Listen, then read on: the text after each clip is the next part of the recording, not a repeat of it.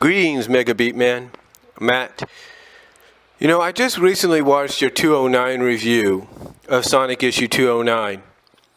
And I have to say, so far I'm liking what I'm seeing, especially when it comes to the Iron Dominion arc. But speaking of the Iron Dominion arc, when it happened, when it began and it ended, I did an overall review through text and I think here on YouTube about it. And I stick by what I say there. Because I don't think it was a bad arc. I really don't. You know, there's some things people may or may not agreed upon as far as the story arc went.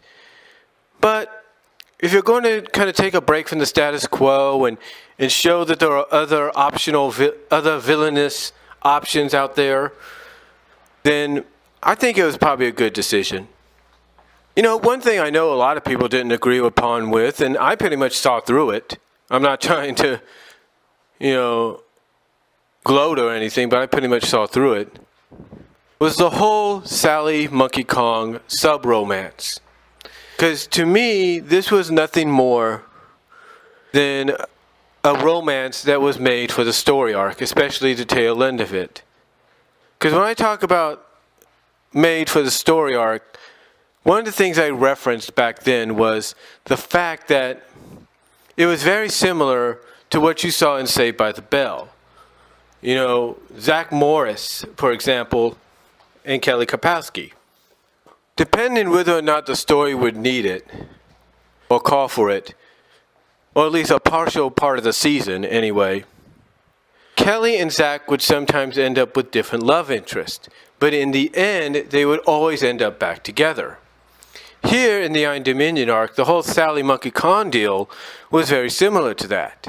It reminded me of two Saved by the Bell situations. Hawaiian Style and the summer episodes where they had summer jobs. Basically in both episodes, Zach Morris ended up with two different girlfriends. Or two different love interests. However, those love interests were only there for the story arc as far as the movie went and the summer episodes went, the summer job episodes went. And that was it, because what happened afterwards? Zach Morris ended up back with Kelly. Same thing with Kelly. Kelly could end up with different love interests on the regular Saved by the Bell show, and even the college year spinoff. But what happens in the end? She ends up back together with Zach, because the love interest that she would have were only done because the story arc for that season would call for it. And that's how I looked at Monkey Kong and Sally. And I hope you kind of point that out. I would really appreciate it, Matt, MegaBeatman, if you would point that out when you get towards the end. The one thing I did like about this is it showed that you could have a villain that's just as, if not more threatening than Eggman himself. But it also showed that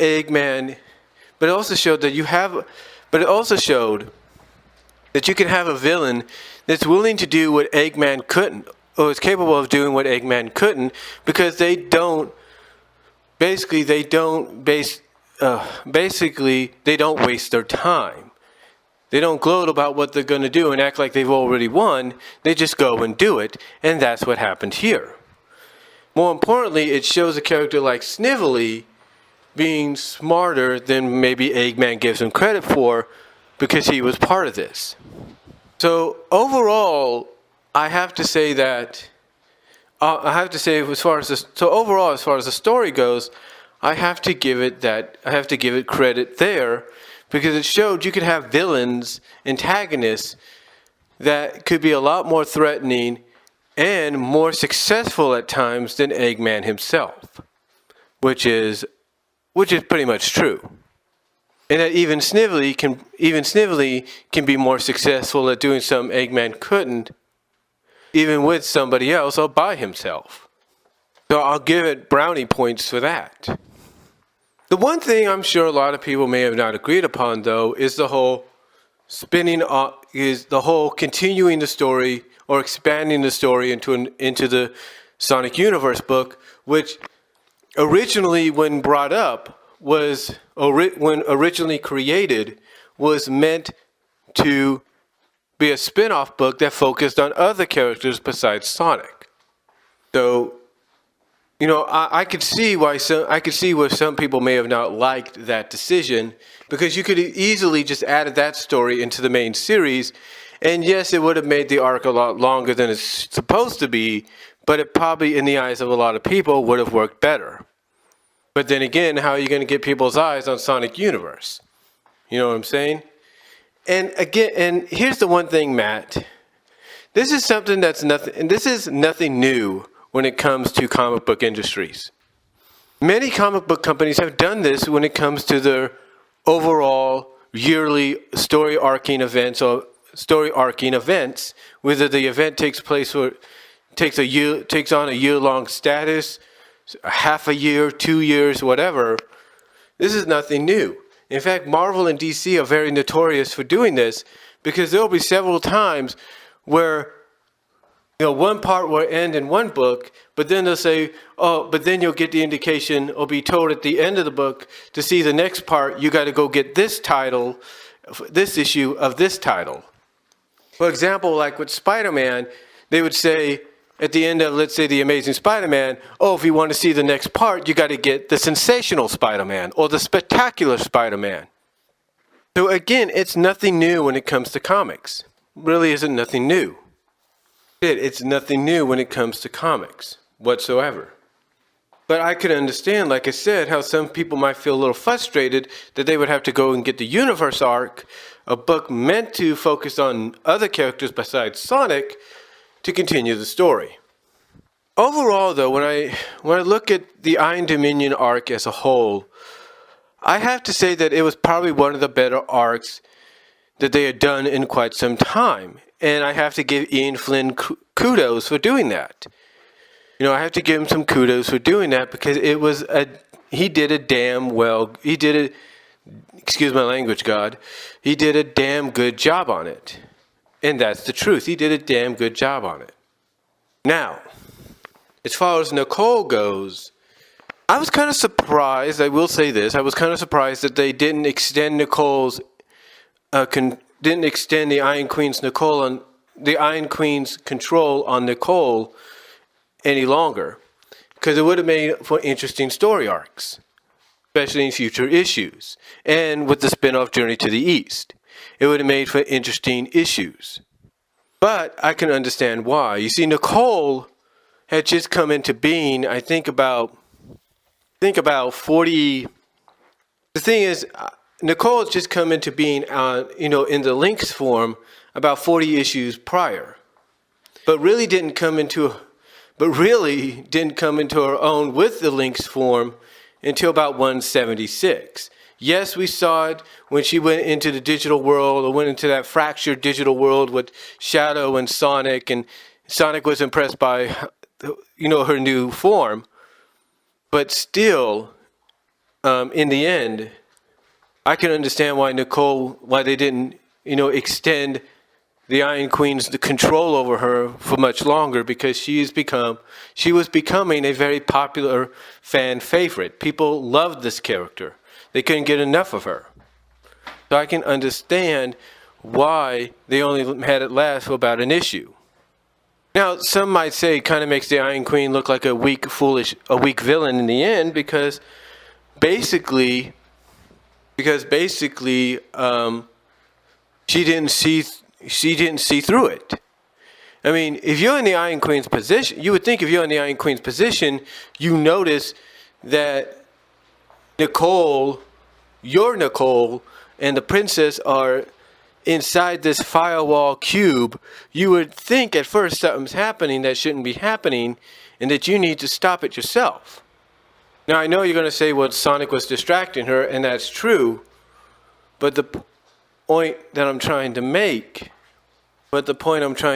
is, even with the distraction, you would think she would see through what was going on, especially when Nicole just let Sonic and Sally go, especially when obviously she would see Nicole being a little bit more being less malevolent with the prisoners or with the citizens. So, I can understand where fans would find the Queen being shown as being a foolish, weak villain because of that.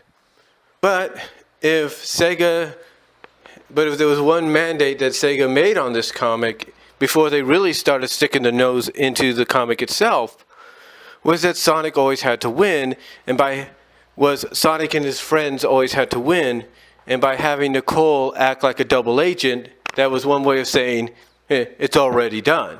Sonic and his friends' victory is already in the bag. Now, as far as Eggman goes, we knew it wasn't going to last for long. And obviously, you could tell maybe this is where the mandates may have came in, or maybe some kind of agreement came in. I don't know.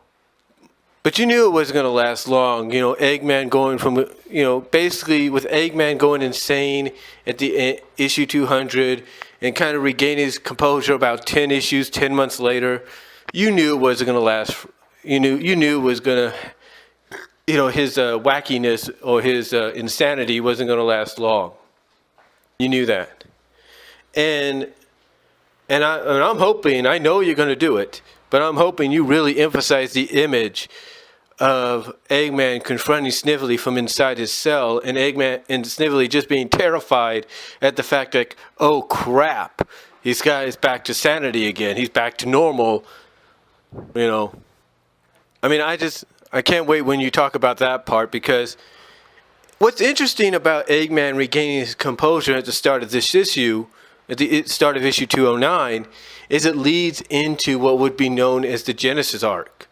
What would lead into basically, eventually, the Mecha Sally arc, because the Genesis arc and the Mecha Sally arc, because what happens is you have Eggman basically commenting on how the Chaos Control and Sonic are always connected, and it's always been the constant in the victories Sonic's had over him, and now he understands that, or at least something along that lines. So again, Eggman's, with this issue that you reviewed, 209, slowly regaining his sanity, was it too quick? Some may argue it was, but hey, if the agreement between Sega and Archie was, hey, you could do a year-long story arc with a non-game villain, with a new character, or with a non-game villain as the antagonist, fine. But after a year, it's got to go back to the status quo and stay that way. Then I think, in a sense, the Iron Dominion arc was worth it, if you think about it. Was it the best arc? No. Was it perfect? No. But I can say this: it did lead into a few things that fans liked and they didn't like. One thing it led into, Matt, was MegaBeatman, it led into a slow reunion romantically between Sonic and Sally, which you could see in the issues that followed it. It laid the groundwork for a master plan that Eggman had to finally gain control, and thus, by laying the groundwork for that, it led, which would be hinted at in future issues that would follow, it led us into the Genesis arc, which was 224, 225, or 226 to 229, and thus that led us to the Mecha Sally arc, Death Egg Mark II, World Tour II, Mecha Sally arc. So all I could say is, when I look at the Iron Dominion arc as a whole, it may have not been the best, but in a sense, in the end, it did lay the groundwork for some things that were positive, some things to come that were positive, fans have been waiting for and may have not been waiting for, and some things that fans liked and they didn't like in the end. So, but that's just my response video to you, Matt, MegaBeatman, on your Iron Dominion arc review.